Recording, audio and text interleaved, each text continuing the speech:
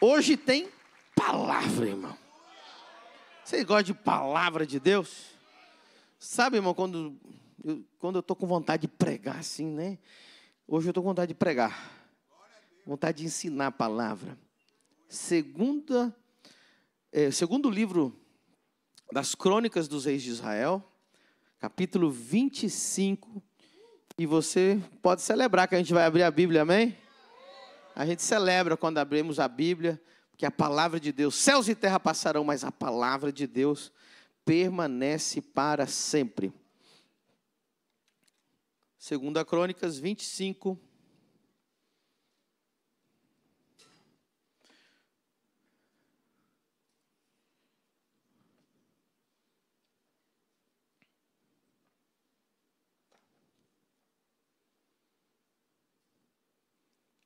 Era Amazias, verso 1. Amazias, da idade de 25 anos, quando começou a reinar.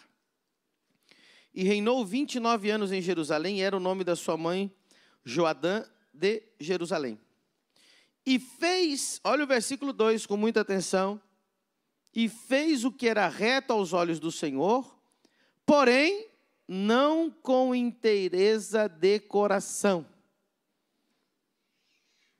Sucedeu que, sendo-lhe o rei já confirmado, matou aos seus servos que mataram o rei de seu pai, porém não matou os filhos deles, mas fez segundo está escrito na lei, no livro de Moisés, como o Senhor ordenou: não morrerão os pais pelos filhos, nem os filhos pelos pais, mas cada um morrerá pelo seu pecado. Então ele estava cumprindo a lei de Deus. Nós estamos vendo aqui esses versículos. Agora, olhe para mim e diga assim: Espírito Santo, abra minha mente, o meu coração e o meu espírito para receber a sua palavra e ser transformado por ela, em nome de Jesus. Amém. Deixa o versículo 2 no telão mais uma vez. Sucedeu que, sendo-lhe o rei já confirmado, 2, e fez o que era reto aos olhos do Senhor, porém não com inteireza de coração. Eu vou contar uma história para vocês, duas histórias, o capítulo 25 e o capítulo 26 de 2 Crônicas, e você vai ficar assim, encabulado com essas duas histórias. Primeiro, a história do rei Amazias. O rei Amazias fez o que era reto aos olhos do Senhor e obedeceu à lei de Deus. E nós vemos aqui o rei Amazias depois, se você continuar lendo a leitura, só que é muitos versículos, até 28 versículos, eu não quero ler todos os versículos aqui. Se você quiser ler com detalhe, você lê lá depois na sua casa. Você vai ver que o rei Amazias, ele estava do lado de Deus, fazendo a coisa certa, e agora ele entrou em guerra com Edom, os edomitas, que era um povo que estava ao lado de Israel, que eram descendentes de Ló, que faziam mal contra o Senhor, eram inimigos de Israel, sempre os edomitas foram inimigos de Israel, e ele então levanta essa guerra contra os edomitas, porém, ele tem uma ideia, ele diz assim: sabe de uma coisa? Vou contratar mercenários de Israel, porque pensa, Judá e Israel eram separados, e Amazias era rei de Judá. Então, muita gente pensa, e talvez você não saiba, Israel foi dividido entre o reino do norte e o reino do sul. O reino do sul é o reino de Judá, o reino de onde veio Jesus, e o reino do norte é o reino de Israel, das 10 tribos que se desviaram, que depois se tornaram os samaritanos. Olha que conhecimento. Quem não sabia dessa informação? Ótimo, então você aprendeu. Diga comigo: o reino de Israel se dividiu entre o reino do norte e o reino do sul. Amazias era rei da onde? Do sul, que era Judá, Jerusalém, 2 tribos. E o reino do norte, Efraim e as outras 9 tribos estavam lá, desviadas do Senhor. Então Judá disse o seguinte, Amazias de Judá disse o seguinte: vou contratar soldados mercenários do reino do norte para lutar contra Edom. E ele gastou muito dinheiro para contratar aqueles homens. Então, veio um profeta para Amazias e disse: Amazias, por acaso o Senhor não pode te dar essa batalha sem que você contrate essas pessoas que não têm temor de Deus? E confrontou ele. Falou: não faça isso, Amazias. E Amazias ouviu o profeta, mas ele disse assim: mas o que eu vou fazer se eu já paguei eles? É muito dinheiro. E o profeta disse para ele assim: Deus pode te dar muito mais dinheiro. E Deus vai fazer você vencer essa batalha. E Amazias ouve o profeta. Amazias diz: tá bom. E ele diz para aqueles mercenários que ele tinha contratado, que era um mini exército que ele tinha contratado, ele diz: olha, não precisem vir mais e fiquem com o dinheiro, porque Deus vai me dar vitória. Olha que bênção. E Amazias então vai para a batalha com menos soldados, porém confiando em quem? Confiando em Deus, confiando no Senhor, e Deus dá uma vitória incrível para Amazias. E Amazias traz então despojos de guerra e fica muito mais rico. E ele fica com aquela vitória que foi anunciada nos 4 cantos da terra. Meu Deus, olha, Amazias venceu os edomitas. E agora Amazias volta e diz a Bíblia algo que eu acho que você não vai acreditar. Diz o texto, se você continuar lendo, que Amazias pegou os deuses edomitas, e quando ele voltou da batalha, ele pegou aqueles ídolos de Edom, colocou no altar de Deus, começou a acender incenso para aqueles deuses, e começou a adorar os deuses de Edom. Diga assim: o impensável.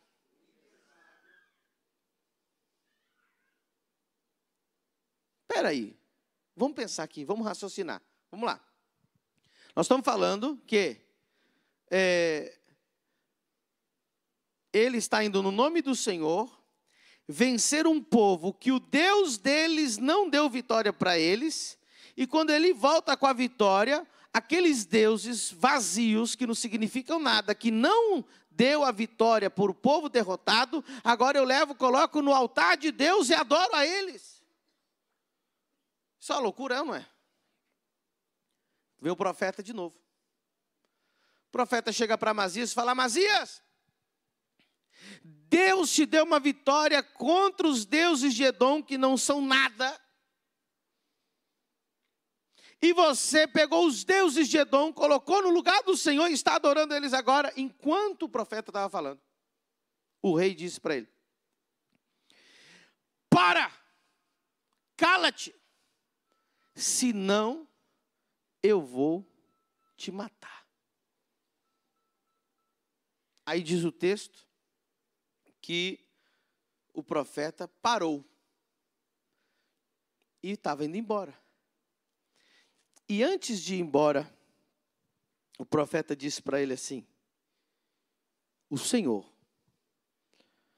já decidiu e decretou a tua destruição, porquanto você se tornou soberbo. E saiu. Um pouco depois, o mesmo rei Amazias, ele manda uma mensagem para o rei de Israel, o reino do norte. E ele manda aquela mensagem e diz o seguinte: nos encontremos cara a cara. Ou seja, essa frase, vamos nos encontrar cara a cara, quer dizer assim, vamos nos enfrentar. Né? Se tu é homem, cara a cara, vamos para a batalha. E o rei de Israel, que tinha 10 tribos e era muito maior do que Judá, era o maior reino daquele lugar, mandou uma mensagem para ele, dizendo assim, deixa eu mostrar o texto aqui para vocês. que está lá em 2 Crônicas, capítulo 25. Eu vou achar aqui é tantos versículos, verso 18. Porém, Jeoás, rei de Israel, coloca lá para a gente, mandou dizer a Amazias, rei de Judá, o cardo, quem sabe o que é um cardo aqui? Cardo é uma plantinha espinhosa, que tem uma florzinha bonitinha, mas é totalmente desengonçado, pequenininho. Okay? O cardo, uma plantinha do mato que tem uma florzinha. É o cardo. É espinhoso, feio e desengonçado. Aí o rei mandou essa mensagem. O cardo que estava no Líbano, mandou dizer ao cedro. Quem já viu o cedro? O cedro é uma árvore imponente, grande, robusta, maravilhosa para fazer todo tipo de trabalho em madeira, que estava no Líbano. Dá tua filha por mulher a meu filho. Porém, os animais do campo que estavam no Líbano passaram e pisaram o cardo. Ou seja, ele mandou uma mensagem que era uma piada. A gente não está rindo porque é uma piada de 2.000 anos atrás, 3.000 anos atrás. Mas ele estava dizendo assim, ó, o cardo disse para o Líbano, quero casar com a tua filha. E o boi pisou o cardo. Vocês entenderam da onde que era a piada? Dizendo assim, você é um cardo, rapaz. Você vai comparar eu que sou um cedro com você que é um cardo. Aí o boi pisou você e morreu. Acabou. Você não é nada. Diz que o rei Amazias se enfureceu, juntou os soldados, foi para a batalha. E Israel, o rei Jeoás de Israel, também armou os seus soldados. Foram para a batalha. E quando eles chegaram na batalha, não teve nem chance para ajudar. Israel venceu no primeiro momento aquela batalha. E o rei Amazias, se a gente ler lá no finalzinho, lá no versículo 27. E desde o tempo em que Amazias se desviou do Senhor, conspiraram contra ele em Jerusalém, porém ele fugiu para Laquis, mas perseguiram-no até Laquis e o mataram ali. Qual foi o fim de Amazias? Morreu. Perdeu tudo. Não teve chance para ele. E você está aqui pensando, meu Deus, que homem mais tolo. Como que o homem que ganhou uma batalha, que estava fazendo tudo certo, que estava bem com Deus, do nada ele faz o impensável. Vamos contar mais uma história de alguém que fez algo impensável. E depois nós vamos entrar profundamente no que Deus quer falar para você nessa manhã. Diga comigo, essa palavra é para mim. Muita atenção. Se tem uma pregação que eu estou trazendo que é para todo mundo, é essa. Começando de mim, para todos nós. Muita atenção. Eu nem falei qual é a mensagem ainda. Eu estou contando, vou te contar duas histórias. No capítulo 26, depois você pode ler com muita atenção. Já vamos ver então outra história de outro rei, o rei Uzias. E o rei Uzias, ali no capítulo 26, vai dizer a Bíblia que ele também estava fazendo o que era certo diante de Deus. E ele ganhou tantas batalhas. Se você ler o texto, ele começou a ficar rico. Ele começou a vencer todos os inimigos ao redor. Ele venceu os filisteus. Ele conquistava uma cidade, ele cercava aquela cidade, ele colocava fortificações e não deixava mais o inimigo voltar para aquela cidade. Ele foi tão incrível, dá a entender no texto, diz o texto, que ele criou máquinas nas muralhas que lançavam pedras, né, como se fossem catapultas, né, e que lançavam flechas e lançavam pedras. E ele se tornou muito poderoso, mas muito. E diz que ele sempre consultava o Senhor, que ele sempre orava, que ele sempre buscava Deus, e que tudo estava dando certo. E ele venceu todas as batalhas. Deus não deixou ele na mão nenhum momento. Mas agora ele vai fazer de novo, diga comigo, o impensável. Meu Deus, mas duas histórias, um capítulo depois do outro, acontece o impensável. Uzias, então, ele pega o incensário do sacerdote. O sacerdote, ele pegava o incensário e ele entrava até o lugar santo, ok? E ele apresentava a Deus ali orações, ele intercedia pelo povo, ele fazia a intercessão entre Deus e o povo. Esse era o trabalho do sacerdote.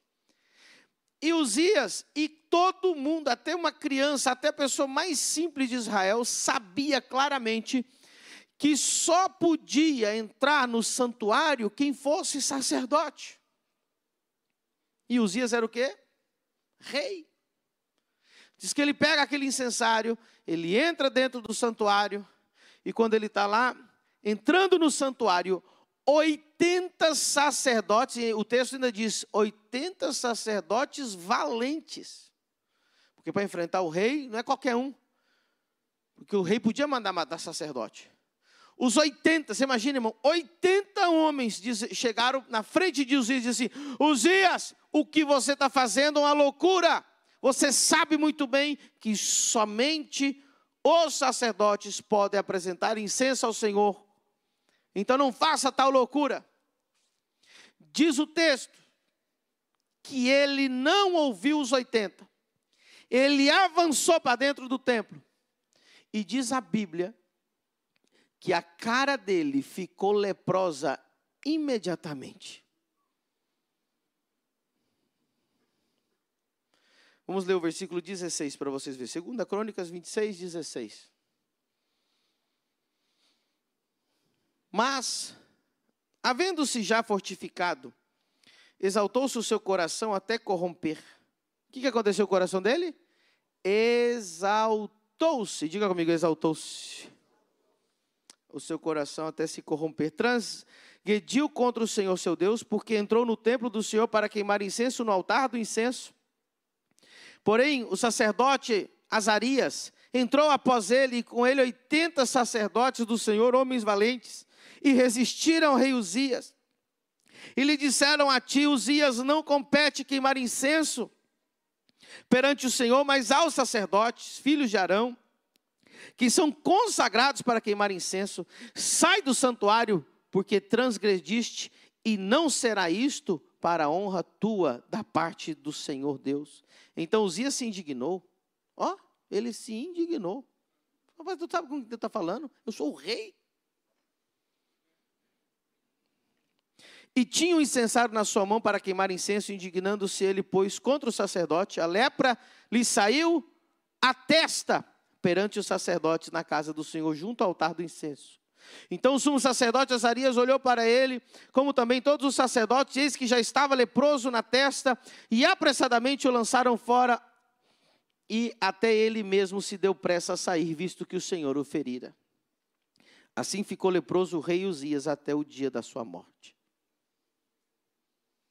Ele fez o impensável. Pergunte para mim, diga, apóstolo, sobre o que é sua mensagem nessa manhã? Sobre o que Deus mais odeia, sobre o que precede quase todos os pecados que nós cometemos, e chama-se orgulho. Diga comigo, meu maior inimigo é o orgulho. E diga assim, meu maior amigo é a humildade. Diga comigo, Deus odeia o orgulho. Coloca lá no Salmo 101, versículo 5. Rapidinho. Salmo 101, verso 5. Aquele que murmura do seu próximo às escondidas, eu o destruirei. Continua.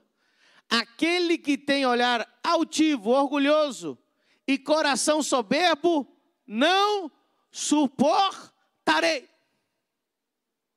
Você imagina você ser insuportável para Deus? Tem um monte de canção aí que diz, que Deus ama todo mundo de todo jeito. Deus, Ele acha você orgulhoso, insuportável. Mas esse versículo é light, vamos ler um pouquinho mais light. Provérbio 16, 5. Provérbio 16, 5.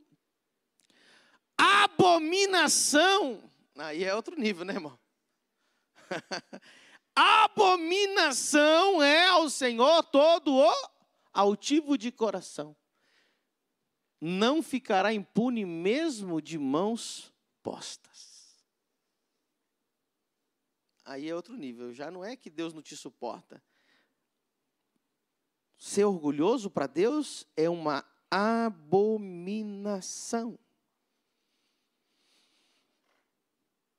Provérbios 16, 18. Coloca lá. A soberba precede o quê? E a altivez do espírito procede a queda. Se você não se quebrantar com a humildade, Deus te destruirá. Você sempre vai ter duas opções. Ou você se quebranta, ou Deus te quebra. E o texto diz, a soberba precede a ruína. E a altivez de espírito precede a queda. Essas duas histórias que eu contei, fala do mesmo pecado, soberba. Do mesmo pecado, altivez. Do mesmo pecado, orgulho. E você ficou assim, indignado com a história, as duas histórias. Como pode ser que um homem que venceu batalhas, que Deus estava com ele, ele vence o inimigo, pega o Deus do inimigo e adora o Deus do inimigo? Isso é uma loucura. Só é uma loucura porque essa história aconteceu há 3.000 anos atrás. Mas sabia que você já fez isso?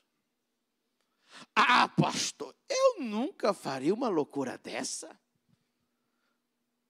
Pois bem, Deus tem te dado vitórias, Deus tem te aberto portas, Deus te curou de uma enfermidade, Deus restaurou a sua família, Deus te socorreu no momento de maior angústia.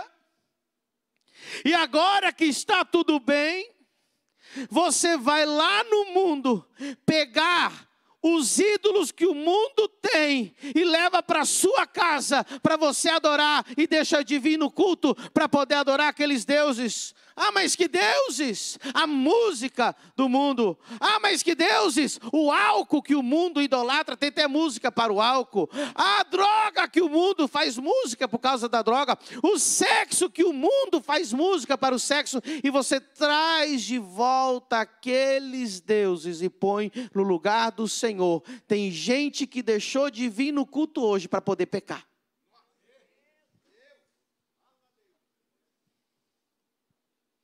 Tem gente que deixou de ir no culto para servir a Deus, para poder servir outro Deus, que é vazio. Você sabe que ele é vazio? Você sabe que ele não te preenche? Você sabe que ele não te dá vitória? Você sabe que ele não fez nada por você? Você sabe que o álcool nunca te ajudou? O sexo nunca te ajudou? As músicas do mundo nunca te ajudaram? O mundo nunca te ajudou? Mas o dia que você está bem, que Deus te deu todas as vitórias, você traz de volta aqueles ídolos insignificantes que vão te destruir novamente. Não foi só Amazias que fez isso. Quantas vezes a gente vê irmãos, fala assim, olha, Deus deu vitória para o irmão, e você fica encabulado assim, eu não acredito que aquele irmão, que Deus fez isso, agora ele está lá na boate, ele está lá no mundo, ele está lá não sei aonde, ele está fazendo não sei o quê. Como que ele voltou para aqueles deuses insignificantes? Por causa da soberba, por causa da altivez. Porque ele achava, quando você é altivo, quando você tem soberba, sabe o que começa a acontecer com você? Você começa a corromper a sua moral, e você começa a entrar em um espírito de autojustificação e autossuficiência. Primeiro sinal que você tem orgulho em você é que você começa a se achar autossuficiente. Irmão, você já viu doenças na terra que faz a pessoa ficar cega? Tem ou não tem algumas doenças que a pessoa vai ficando cega? A doença que faz a pessoa ficar cega espiritualmente se chama orgulho. Porque você fala para ela, ela fica tão cega com o seu orgulho, que ela faz o impensável. Aquele outro, Uzias, como pode ser? O homem conquistou todos os territórios ao redor dele, construiu cidades fortificadas, diz que Deus não deixou ele perder nenhuma batalha, diz que Deus estava com ele em tudo, diz que ele enriqueceu, que ele prosperou, que ele se tornou grande, ele se tornou poderoso. Ele fez também algo impensável. Ele disse: eu vou entrar no templo e eu vou levar incenso para Deus, porque eu não preciso mais do sacerdote. Sabe o que acontece? Você achou que isso era impensável. Você achou que ninguém mais fez isso depois de Uzias. Você achou que isso aí, não, é uma loucura. Como que ele vai usurpar o lugar do sacerdote?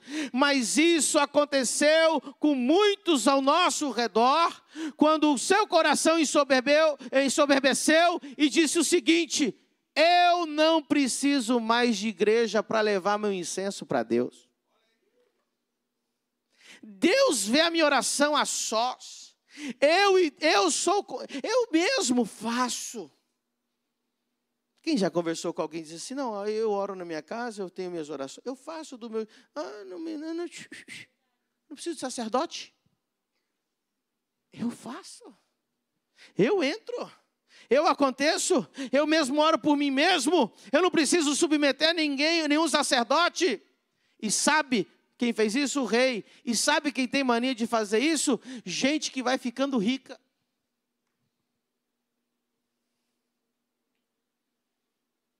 Sabe de uma coisa? Sabe por quê? Porque ele fala assim: em vez de eu dar o dízimo para os outros, eu vou controlar o meu dízimo, é melhor. Então eu vou abrir uma igreja na minha casa. Eu vou ser o sacerdote também. Para que ir na igreja? Eu sou mais inteligente que esse pastor. Eu também sei ler a Bíblia. Eu também sei pregar. Só que você não foi consagrado, não foi ungido, não foi chamado, e Deus não te chamou para isso. Todo mundo que sai da igreja e diz: eu não preciso mais da igreja, é um soberbo, é um orgulhoso. E ele está queimando incenso sem autorização de Deus. Eu achei que só Uzias fazia isso. Eu achei que só Amazias fazia essas coisas, pastor. Sim, 3.000 anos atrás. Mas aplicando para o dia de hoje, Deus está falando com você.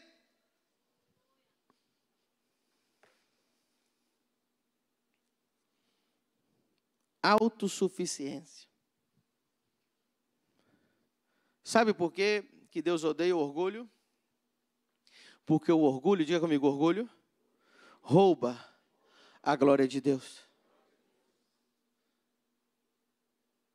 Por que você está bem? Não, porque eu lutei, eu sou bom. Por que você está próspero? Não, porque eu sou trabalhador, acordo cedo, eu faço o que ninguém faz. Ah, é? Cadê a glória de Deus? Não preciso. O orgulho é uma loucura tão grande, é uma cegueira tão grande, que o orgulho ele é capaz de dizer: Deus, obrigado pela vida. Obrigado por ter me criado. Obrigado, mas daqui para frente eu tomo o controle, dá licença.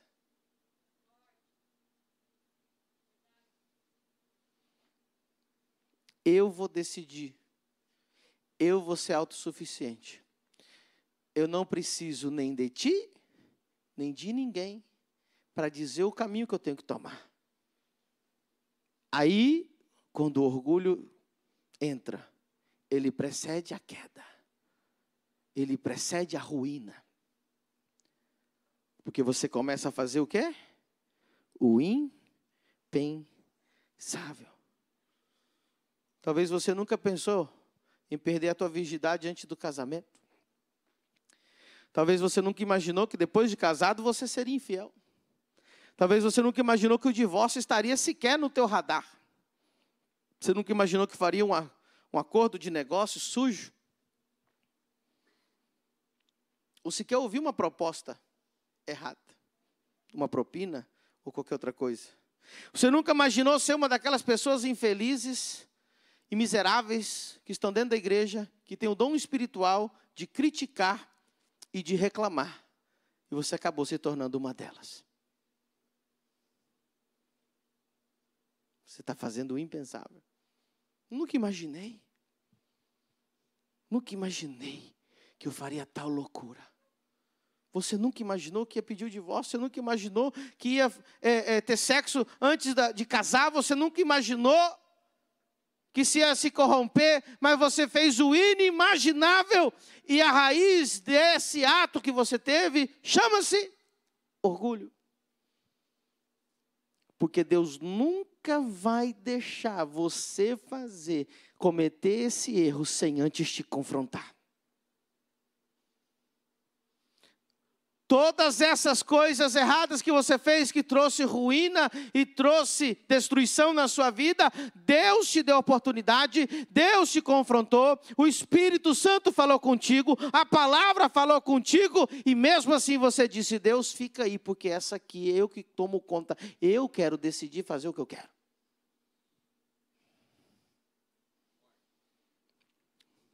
Tudo começou com orgulho.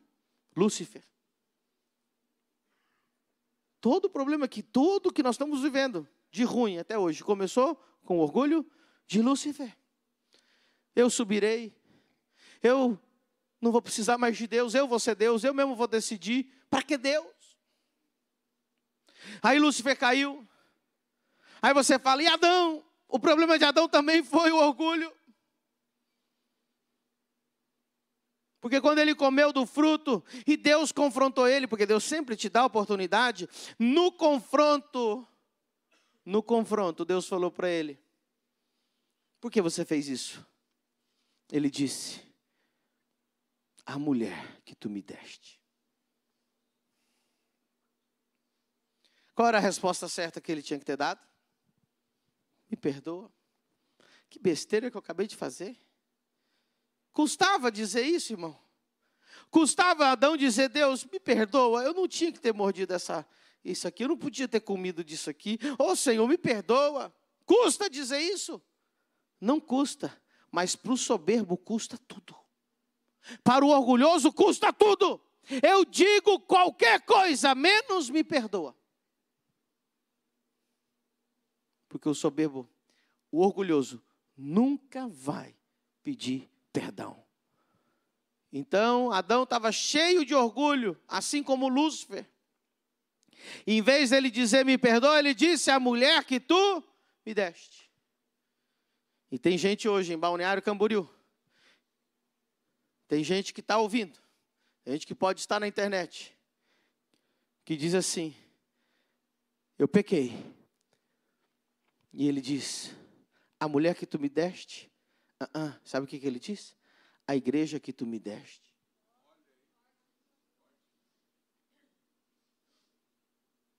A minha igreja errou, então me dá o direito de errar. O meu pastor errou, então me dá o direito de eu errar também. Ei, detalhe, a igreja que o Senhor me deu. Ou seja, a partir do momento que você diz a mulher que tu me deste, tu está dizendo foi você que deu, então a culpa é sua por ter me dado ela. Ou seja, o orgulho é tão grande que você joga a responsabilidade dos teus erros para Deus novamente, a culpa é de Deus. Não é assim o soberbo? Não é assim o orgulhoso? Deus, por que o Senhor deixou eu casar com essa desgraça? Deus deixou. Não, foi você que escolheu. Deus, por que o Senhor deixou eu ficar bêbado e bater o carro? Não, foi você que sabia que não era para você ficar bêbado e você foi lá e bateu o carro. Deus, por que o Senhor deixou? Ou seja, a culpa é de Deus? Não. De que se queixa o homem, queixe-se dos seus pecados. Toda vez que você terceiriza a responsabilidade, você está culpando a Deus. Quanta gente eu vi em Balneário. Eu estou desviado pela igreja que Deus me deu. Estou desviado pelo pastor que Deus me deu. Estou desviado pelo irmão da igreja, o diácono que Deus me deu. Ninguém vai responder por você no juízo final.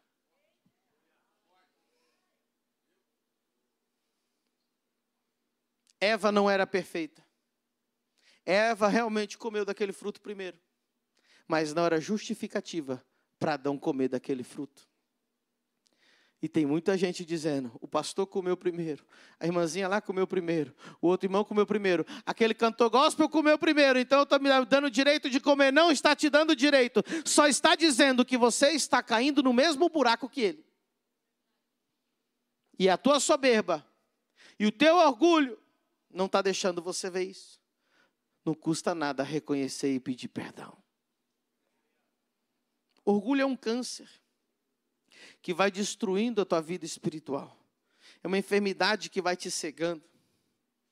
O orgulho, ele te impede de você ser quebrantado.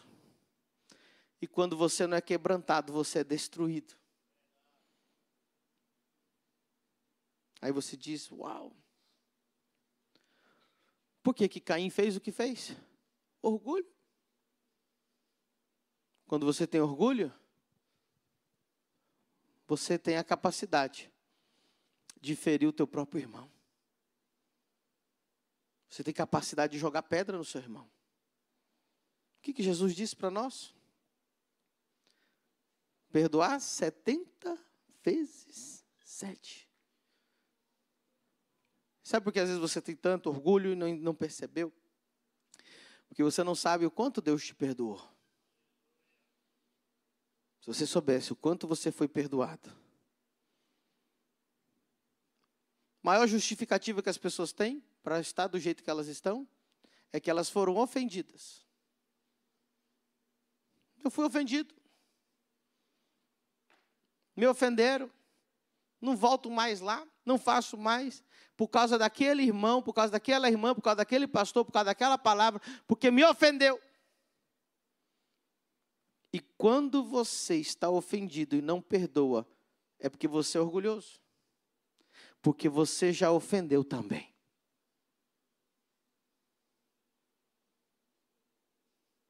Você nunca ofendeu? Você nunca feriu ninguém? Você nunca deu mau exemplo para ninguém? Então, quando você não perdoa uma ofensa, você está dizendo que você é tão perfeito que você não merecia aquela ofensa.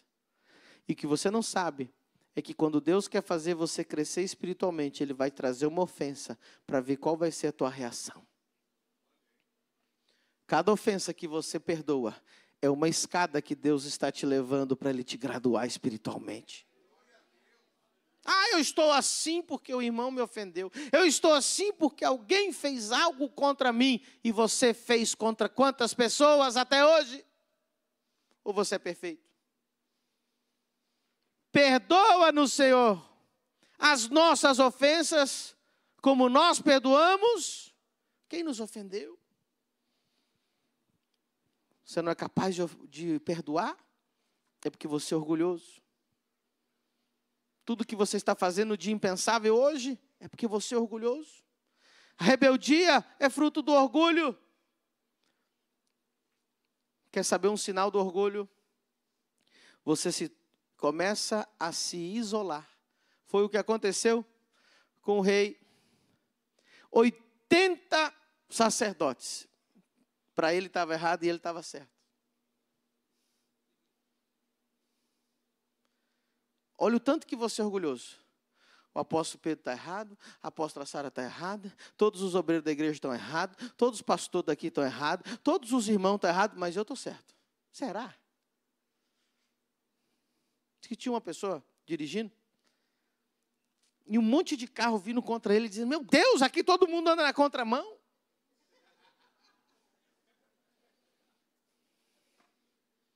O homem era tão orgulhoso que ele falou, todo mundo está na contramão, só eu que estou no caminho certo.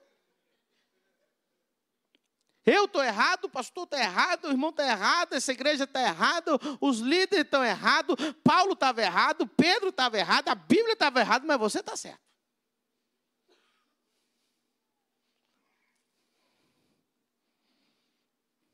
Você quer trocar de mulher?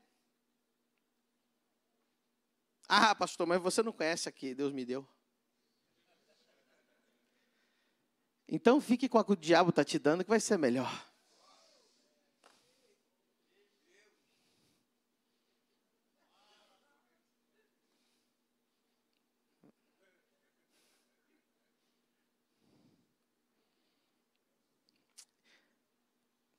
Igreja é tudo errado. Vou fazer a minha própria igreja. Eu mesmo vou adorar a Deus lá em casa. Eu mesmo vou queimar o incenso. Não existe um pastor, tudo aí, ó. Tudo vagabundo, tudo bandido, tudo só fala de dinheiro. Sabe o que te ofende quando falam de dinheiro? Porque quando alguém fala de dinheiro e te ofende, é porque o dinheiro está no seu coração e está mexendo no teu santo. Quando mexe no teu santo, você fica bravo. Porque eu estou há 20 anos na igreja e eu nunca me ofendi por ninguém ter falado de dinheiro, porque o dinheiro não está no meu coração. Por que você se ofende com o mínimo? Só de eu falar agora já ofendeu. Já não vai, essa igreja não serve mais.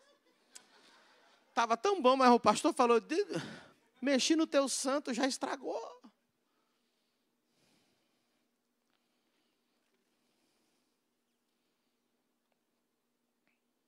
Se você não se quebrantar. Interessante. Que é a música que a gente cantou. E eu não planejei. Eu falei, Deus, obrigado, porque essa pregação é que eu tenho que pregar mesmo. Eu não planejei. E o louvor estava cantando. Se eu me humilhar diante do teu altar e sacrificar aquilo que me custar, tu inclinarás os teus ouvidos ao meu clamor. Deus resiste ao soberbo, mas dá graça ao humilde. Sabia que o humilde e o soberbo, os dois erram? Os dois erram. Antes de Jesus morrer na cruz por nós e ressuscitar, um homem disse para Jesus, eu vou morrer por ti. E Jesus disse, o galo não cantarás e já me haverás negado 3 vezes.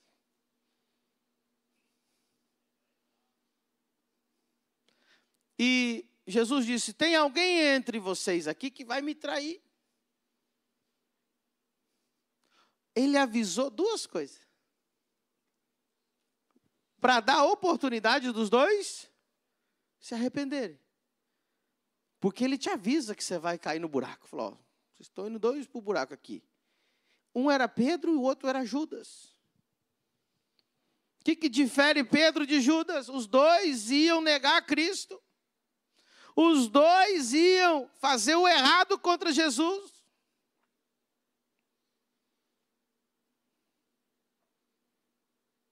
A diferença é o orgulho. Porque Pedro, quando ouviu o galo cantar, diz a Bíblia que ele chorou amargamente e ele pediu perdão a Deus e ele se arrependeu. E a gente sabe que ele se arrependeu porque depois disso, quando ele foi ser crucificado, Pedro disse, eu não sou digno de que me crucifiquem como o meu Senhor foi crucificado. Me crucifiquem de cabeça para baixo. O outro, Jesus olhou bem e falou, um de vocês vai me trair. E Judas saiu e não se arrependeu. E ele fez o pior. Ele entregou a Jesus.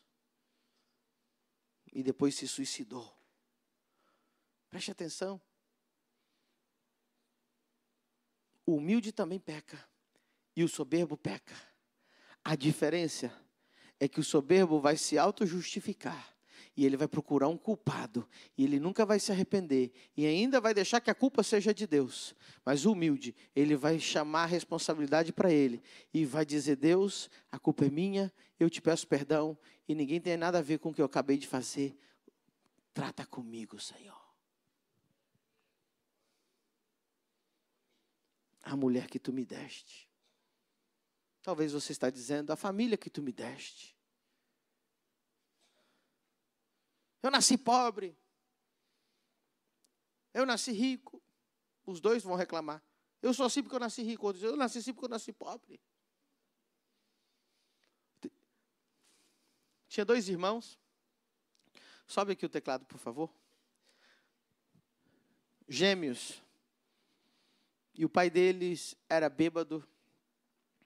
E jogava, perdia todo o dinheiro no jogo. Chegava em casa e batia na mãe, batia nas crianças. Aquele bêbado morreu e os irmãos gêmeos cresceram. Um se tornou um bêbado, largado nos barzinhos, na rua, sem camisa, largado nos bar. O outro se tornou um grande empresário, pai de família, que teve 3 filhos. Todos os filhos fizeram faculdade. E chegou o dia que entrevistaram esses 2 homens. E quando entrevistou o primeiro, que era bêbado, falou assim: por que é que você é assim? Ele falou: porque meu pai era bêbado.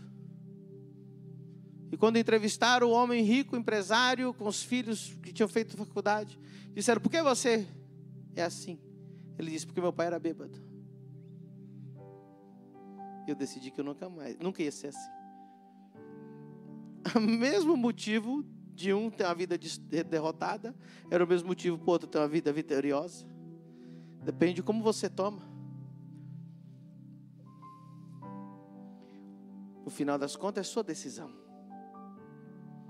Você pode tomar a decisão de viver uma vida sem Deus e falar: a culpa é do meu pai, é da minha mãe, do meu irmão.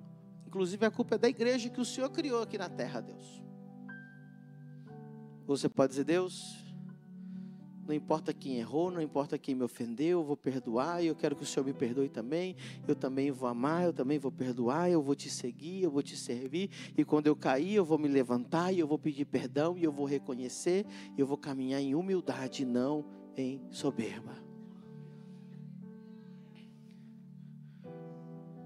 Só que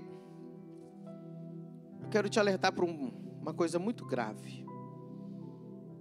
2 Crônicas 25, versículo 2. Eu quero encerrar com isso aqui que é... Irmão, quando eu li isso aqui hoje de manhã, eu fiquei assim tão impactado. Tão impactado.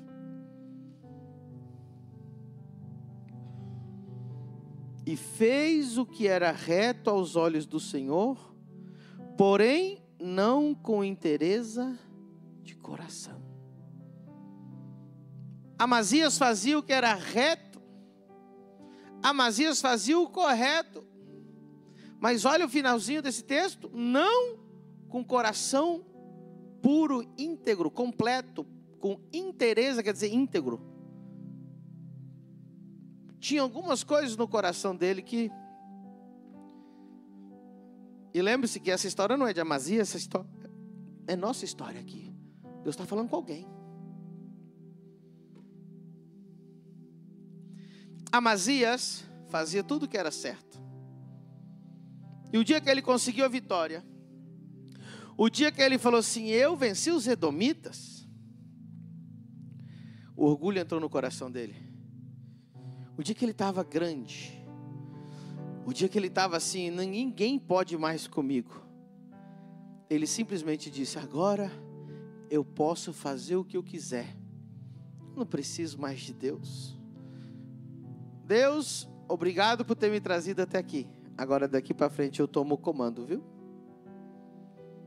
Ah, irmão, não é uma pessoa, não são 2 pessoas, não são 5 pessoas, não são 10 pessoas, não são, Ricardo, 50 pessoas, mais de 100 pessoas. Eu já vi passar por isso aqui nessa igreja de 5 anos. Sério, apóstolo, sério. Ela entra, preste atenção. Nunca confunda estado de humilhação com estado de humildade. Nunca confunda humilhado com humilde. Já viu quando a pessoa fala assim? Aquele irmão pobrezinho, bem humilde. Não confunda humilhado com humilde. Pergunta para mim, qual a diferença, pastor? Humilhado é um estado que ele está. Humilde é uma condição do coração. Tem gente confundindo estado de humilhação com estado de humildade, com coração humilde. Preste atenção, porque esse texto agora vai fazer sentido para você. Como eu disse, não é nenhuma nem duas, são mais de 100 pessoas que eu já vi isso acontecer. Que fazem tudo certinho como Deus manda, Ricardo. Assim como Amazias fazia. Deus começa a abençoar. Deus começa a prosperar. Ele conta testemunho, ele sobe aqui e diz assim: pastor, Deus me curou. Talvez alguns que já estão um tempo comigo aqui já começou a lembrar de alguns nomes. A pessoa sobe aqui e diz: Deus curou meu filho, Deus curou minha filha, Deus me abriu uma porta, Deus curou minha mãe, Deus fez coisas lindas. Uau, e a gente aplaude. Pastor, vendi não sei quantos apartamentos. Pastor, fechei um negócio, ganhei R$1 milhão.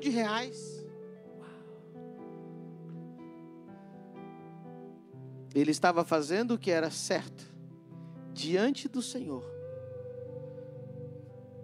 Deixa lá o versículo 2.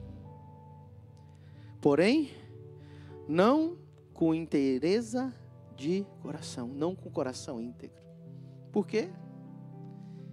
Porque no momento que ele sentiu: eu estou cômodo agora, não preciso orar mais agora, não preciso que o pastor ore mais por mim, não preciso de um áudio do apóstolo agora. Eu já estou bem empregado, tenho bastante dinheiro, minha família está bem, tudo está bem. Deus, daqui para frente, pode deixar que eu tomo as rédeas. Obrigado por ter me trazido até aqui. O orgulho revela o maior, profundo nível de ingratidão.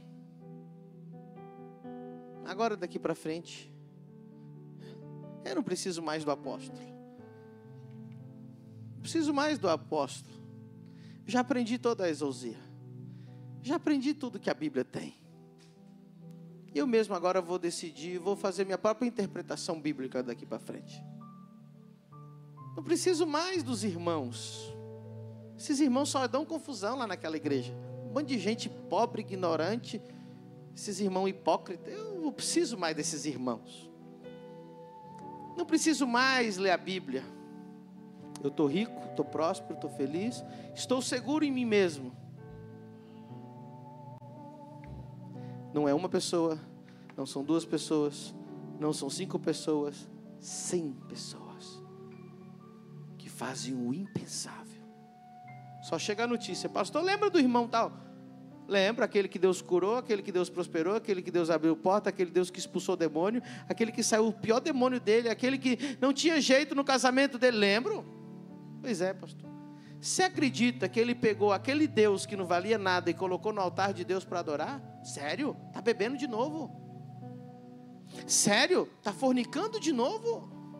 Sério? O impensável. Sabia aquela pessoa, pastor, que recebeu a maior cura da igreja? Lembro. Está em adultério. Não acredito. O impensável. Pastor, lembra daquele irmão que chegou na igreja? Ele não era nada, ele não era ninguém. O Senhor deu palavra, o Senhor pagou a exousia para ele, o Senhor pagou aluguel para ele morar, o Senhor ensinou a Bíblia para ele, o Senhor ensinou ele a pregar.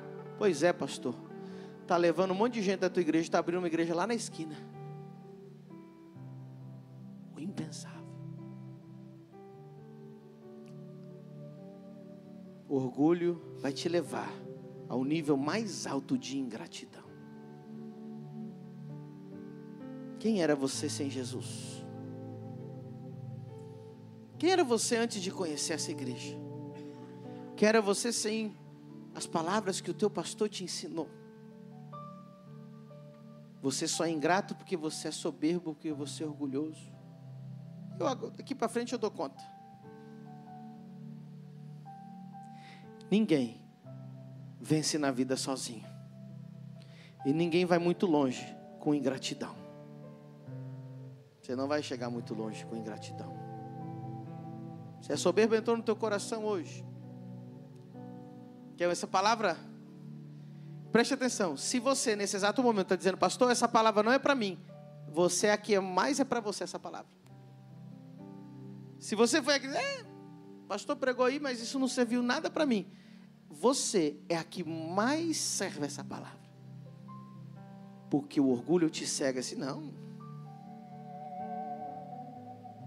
Eu sou o cara. Eu sou bom.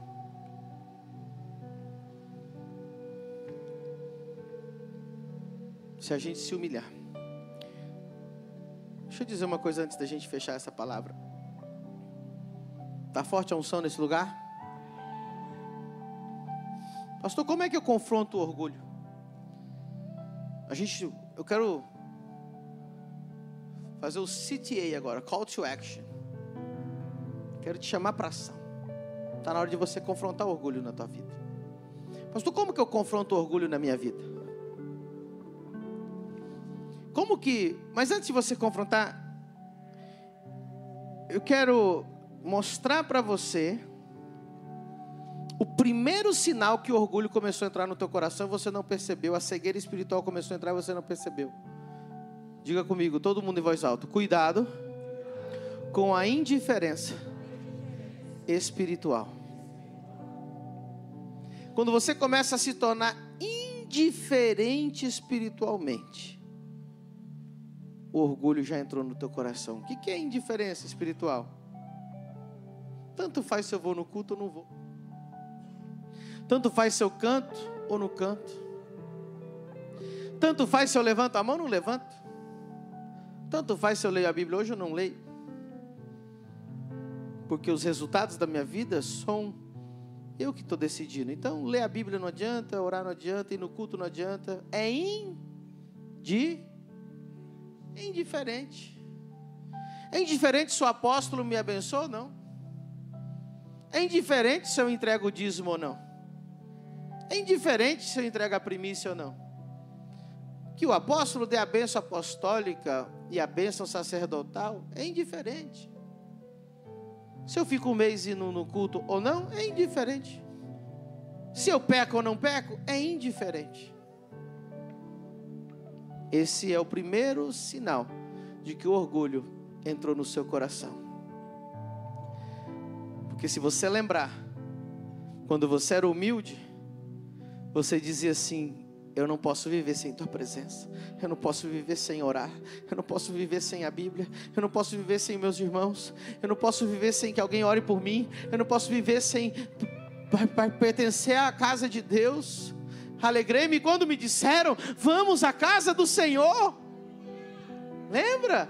Ali você era humilde. A Bíblia diz que bem-aventurado os pobres de espírito. O que é o pobre de espírito? Aquele que diz, eu preciso de orar, eu preciso buscar, eu preciso de perdão, eu preciso de Deus, eu preciso de Bíblia, eu preciso do meu irmão. A gente cantava aquelas músicas, eu preciso de você, você precisa de mim. Somos corpo, assim bem ajustados. É indiferente esse irmão. É indiferente no culto. É indiferente esse pastor. Tanto faz. Você já começou o primeiro ponto do orgulho.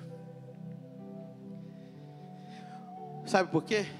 O orgulho te torna independente, isolado. Você já viu? Eu fui professor, além de ser professor de Bíblia, eu fui professor de inglês, eu já dei aula em escola. E sou pai. Você já viu quando você confronta uma criança orgulhosa? Ela diz para todo mundo está errado, mas ela está certa. O professor fica indignado. O pai fica indignado. Meu filho, você está dizendo que todo mundo nessa casa está errado. E o que tem que fazer com uma criança dessa? Vou deixar você pensar, porque se eu falar hoje, diz que está errado. Me ajuda aí, filho, que na câmera não está te pegando. Isso aí. Vocês entenderam ali? É o que Deus faz quando você é soberbo. Não tem argumento que acabe com o soberbo. Aí o que Deus vai fazer? Se você não se humilha, Deus vai te levar de novo para o estado de humilhação. Tem gente que só está hoje nesse culto, Luiz, porque ele está no estado de humilhação. O coração dele não é íntegro. Ele está aqui, Senhor, eu vou fazer tudo certinho. Oh, Senhor, me abençoe. Oh, Senhor, eu vou fazer tudo certinho, não vou faltar nenhum culto.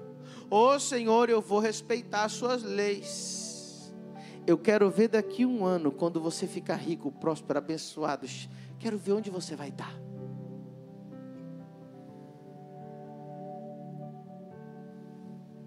Que a gente promete tantas coisas para Deus. Eu, como pastor, eu já passei tanto desgosto. Eu olho para o Instagram daquela pessoa e falo, meu Deus. Eu lembro que eu pagava aluguel dessa pessoa quando ela não tinha. Eu trazia para perto, pagava churrasco, dava aula bíblica, estava em tudo. Agora está adorando deuses alheios. Por quê? O dia que ela prosperou, ela falou, não preciso mais de Deus. Deus, irmão, você pode ser ingrato comigo, pode ser ingrato com teu pai, com a tua mãe. Mas ingrato com Deus, que te curou, que te libertou, que te salvou, que derramou o sangue dele por você. Em Balneário está cheio de gente desviada, cheia de razão. Você sai na rua para evangelizar. A igreja que Deus me deu, a mulher que ele... E a igreja é a mulher de Deus, a mulher que tu me deste. Não, todo mundo é hipócrita. Está vendo? É só ele que está na direção certa. Todo mundo é o contrário. Todo mundo é hipócrita. Todo mundo é mentiroso. Ninguém é honesto. Ah, mas só você que é. Será que isso não é soberba? Sabe o que é soberba? Está acontecendo aqui, ó, sentados nesse exato momento. Pessoas que estão dizendo assim, ó, eu vou na igreja, mas eu não vou participar de nada, não vou me envolver com nada. Soberba. Porque o dia que eu me envolvo, né, me ferem. Eu não vou servir. Pastor, eu vou lá, vou escutar a palavra para mim me sentir melhor religiosamente. Mas não conte com o meu dinheiro. Não conte com a minha ajuda. Não conte com o meu serviço. Jamais conte com o meu compromisso. Você está no nível mais alto de soberba e orgulho. E Deus está prestes a te quebrantar. Mas Deus é bom. Diga comigo, Deus é bom. Deus nunca quebranta sem avisar. Deus nunca quebra sem te avisar. Sabe como é que é o procedimento de Deus? É porque assim, irmão, é igual... Quem aqui já teve calo ou tem calo em algum lugar? Quem tem um calo aí? Onde é que você tem calo? Aqui? Do quê? Jogar videogame. Eu achei que alguém ia falar assim, eu tô com calo no joelho de orar. A mãe do Alexandre tem calo no joelho de orar. Vocês viram quando ela estava aqui, tão bonitinha? Quem mais tem algum calo aí? Me ajuda, irmão. Não é possível que você não tenha um calo. Tem gente, ó, eu tenho um calo aqui, ó, que engraçado. Do anel. Toda vez que eu faço assim, ó, tem um calo aqui, ó. Você pode olhar, tem um calão aqui, ó. Que a aliança ela fica batendo aqui. O que acontece? Tem gente que tem calo na academia. Tem gente que tem calo por andar muito, né? É a joanete lá. Fica batendo ali e vai criando calo. Como que funciona? Eu já vi o pessoal que faz trapézio, malabarismo, chega a rasgar a mão deles assim, sangrar. Só que se você pegar um trapezista bem experiente, ele tem uns calos, irmãos, de meio centímetro na mão, assim. A mão dele depois pesquisa na internet, assim, mão de trapezista, você vai ficar indignado como é que fica uma mão tão grossa. Imagina, porque o peso dele multiplicado por 10, ele segura ali. Vai vendo. Quando você está soberbo, entrando no pecado, caindo, fazendo errado, você vai ter, olha o processo que Deus faz. Primeiro vem o Espírito Santo, e você sente aquela agulhada. Se eu enfiar uma agulha na tua pele agora, você vai gritar. Primeira vez que você pega o Espírito Santo, te confronta, você fica bem mal. Só eu fui confrontado pelo Espírito Santo? Alguém? Tem um amém aí? A segunda vez o Espírito Santo te confronta de novo. Dói. Terceira dói. Quarta dói. Quinta dói menos. Décima. 30ª. Pode furar à vontade. O teu coração ficou duro com um calor. Tem gente aqui que está me ouvindo e está assim com a cara fechada, tipo, pode falar o que o senhor quiser. Eu estou tão duro que nem essa palavra, pastor, vai poder quebrar meu coração essa manhã. Espírito Santo, ele confronta. Aí se ele confronta e não tem reação sua, não sente mais o Espírito Santo. O pior versículo da vida que eu já li na Bíblia, Juízes 16, 20, para mim é o pior. Coloca lá. Juízes 16, 20 é o pior versículo que eu já vi na Bíblia. É o mais perigoso. Coloca um pouquinho mais para frente, segunda parte. Mais para frente. Porque ele não sabia que já o Senhor se tinha retirado dele. Em outra versão diz, e o Espírito Santo já tinha se retirado dele, porém ele não percebeu.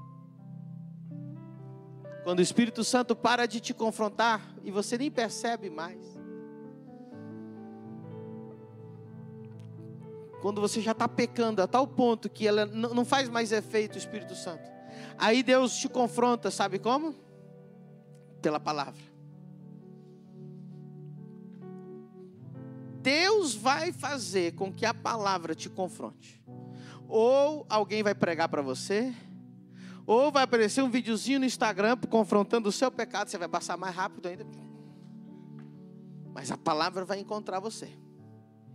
E se o Espírito Santo não teve efeito, se a palavra não teve efeito, aí ele vai mandar a terceira opção. Olha o tanto que Deus é bom. Ele te manda um profeta. Ele te manda alguém que põe o dedo na sua cara e fala assim, você está errado, arrepende-te. Pode ser às vezes uma criança, mas a voz de alguém vai te falar. Pode ser no meio da rua. Pode ser o pastor Pedro Medina nessa manhã, sendo último recurso, dizendo, arrepende-te, porque eu sou profeta. Se você passou pelo confronto do Espírito Santo e não ouviu, pelo confronto da palavra e não ouviu, pelo confronto do profeta e não ouviu, só vai ficar a quarta opção. Deus vai te quebrar.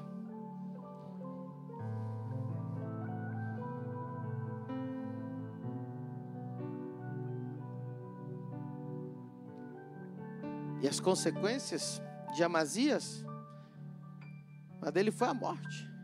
A de Uzias foi pior. Diz que ele ficou leproso até o dia da sua morte, isolado de tudo. Não espere chegar em você ser quebrado por Deus. Porque talvez essa quebra pode ser que ela seja irreversível. É muito melhor ser humilde. Ah, pastor, o senhor não peca? Lógico que eu peco. A diferença é: o soberbo peca, o orgulhoso peca,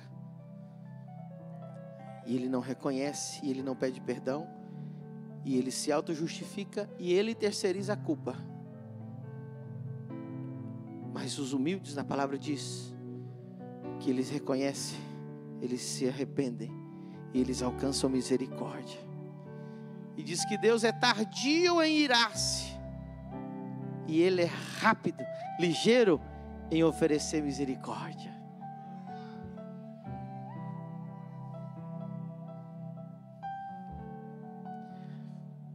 Talvez você tenha feito o impensável. Conhece pessoas que estão fazendo o impensável. Há tempo atrás você falou assim: nunca que eu vou sair da igreja. Quem conhece alguém que não está na igreja e um dia disse: eu nunca vou sair da igreja, nunca vou abandonar o ministério? Se eu desse ouvido ao que as pessoas me falam: apóstolo, estou contigo, 50 nações. Bom, para mim não faz nenhum efeito, eu nem acredito mais. Por quê?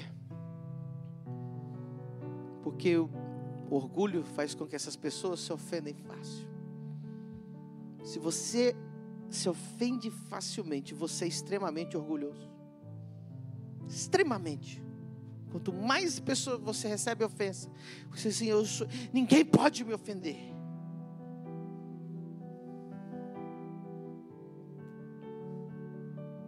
Tem gente que recebe ofensa o tempo todo e ela perdoa porque ela também ofende.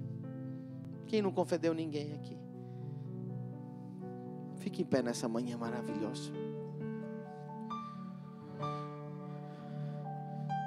Milhar diante do teu altar e sacrificar aquilo que me custar.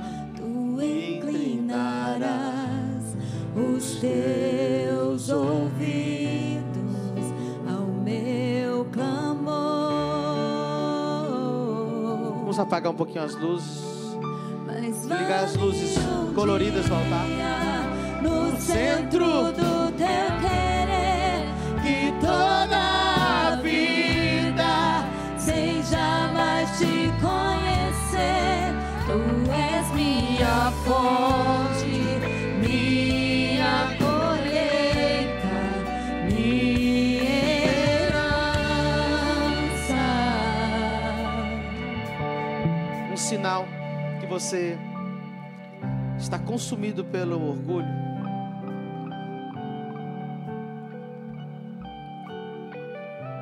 é o teu criticismo.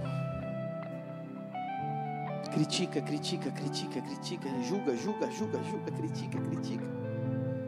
Só vê os erros, ou procura erros até onde não tem.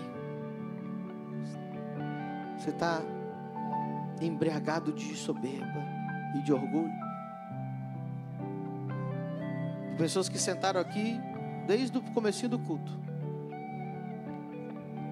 e não conseguiram ouvir a pregação. Julgou a roupa, julgou o cabelo, julgou a luz, julgou o teto, julgou o chão, julgou o diácono, julgou a porta, julgou a caixa de som, julgou o que está do lado, julgou quem cumprimentou, julgou quem não cumprimentou, julgou quem riu, julgou quem não riu, julgou quem está sentado na frente, quem não está sentado na frente, julgou tudo. Está embriagado em orgulho. Jesus uma vez disse: não tente tirar o cisco do olho do seu irmão, tire a trave que está no seu. Soberbo e o orgulhoso, ele é tão cego que ele só vê o erro no outro. Ele vê tanto erro, que ele não sabe, ele está olhando no espelho.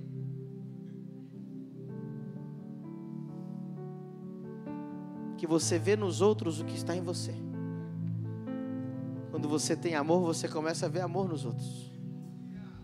Quando você tem humildade, você vê humildade nos outros.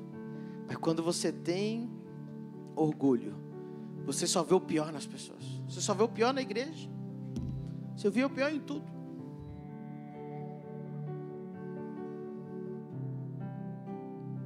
Hoje é o dia. O soberbo, ele não perdoa, nem pede perdão. Eu já vi homem dizer assim, ó: eu não peço perdão para minha esposa. Eu já vi mulher dizer: eu não peço perdão para o meu marido. Se eu fiz errado, o errado está certo, porque foi o que fiz, então não pode ser errado, porque se eu fiz, está certo. Pastor, qual que é a conclusão dessa pregação?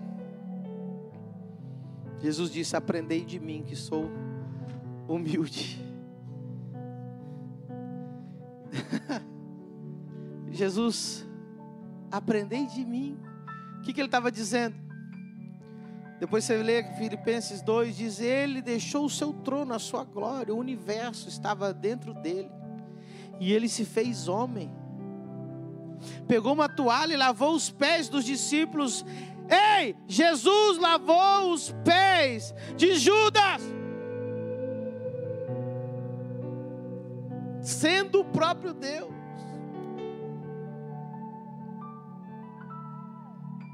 Aí você diz: essa igreja nenhuma igreja presta para mim, porque... Mas Jesus lavou os pés dos imperfeitos.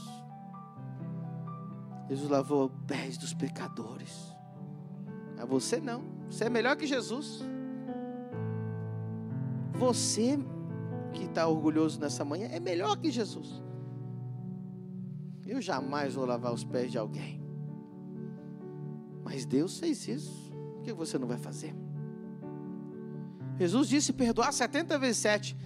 Você é tão melhor que Deus, que Jesus perdoou aqueles que estavam crucificando Ele na cruz. Disse: Pai, não tem em conta o que eles estão fazendo, não sabem. Mas você diz: eu não perdoo.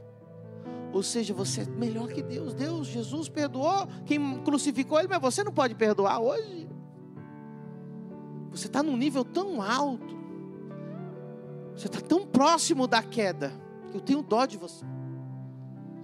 Mas Deus me trouxe como profeta hoje de manhã, que é o último passo antes de vir a queda, e te dizer: seja humilde, peça perdão e perdoe, reconheça, seja humilde, pare com a indiferença espiritual. Volte a desejar oração, volte a desejar a palavra, volte a amar os teus irmãos com as suas imperfeições, volte a amar a igreja do Senhor Jesus, porque Jesus morreu por ela. Para de criticar a esposa de Jesus.